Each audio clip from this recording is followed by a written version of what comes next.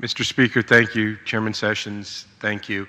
You know, as I was walking up to the Capitol from the metro station just a few minutes ago, I remember just a couple of weeks ago, I was boarding up my house and preparing for Hurricane Harvey.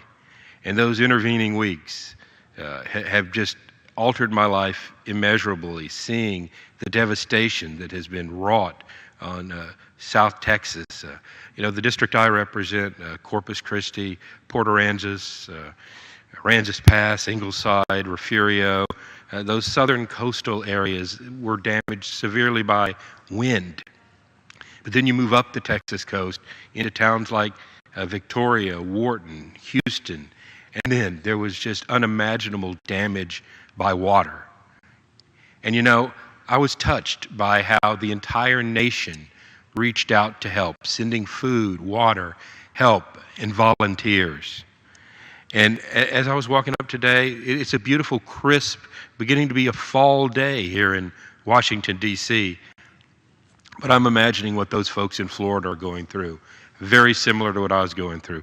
Searching for the elusive D-cell battery for a flashlight. Trying to find a gasoline station that's open. And preparing for possibly the worst.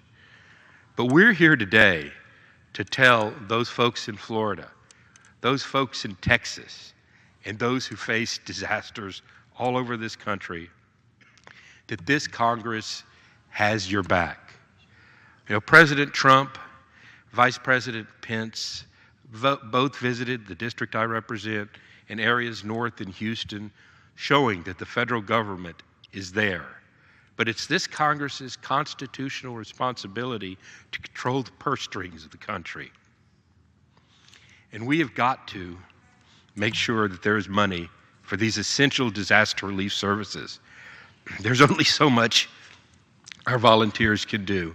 There's only so much our state and local governments can do, because this is just so massive. It's beyond the ability of individuals to comprehend. The amount of debris, the amount of damage, the potential for disease, all make it a federal problem. It's a problem for our country. The storm shut down some of the refineries along Texas, and I think we've all seen the higher gasoline prices that have resulted from that. Florida is threatened, their impact on our national economy. We are one national economy. What hurts one of us hurts us all.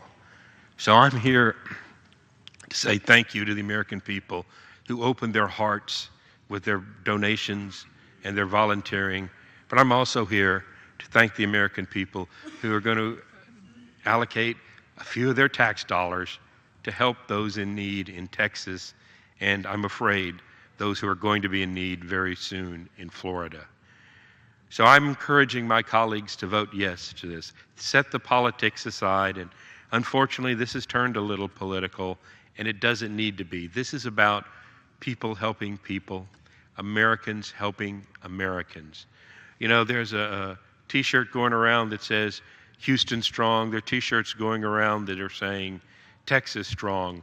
Well, you know what? It's America strong.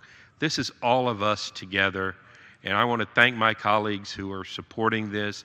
And for those who are waffling, remember, this is what makes our country great, coming together in times of need and setting politics aside.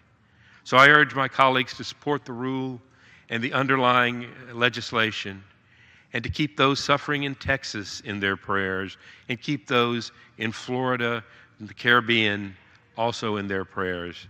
This has been a trying summer weather-wise, but we are Americans, and we will survive, and we will thrive. I'll yield back the remainder of my time.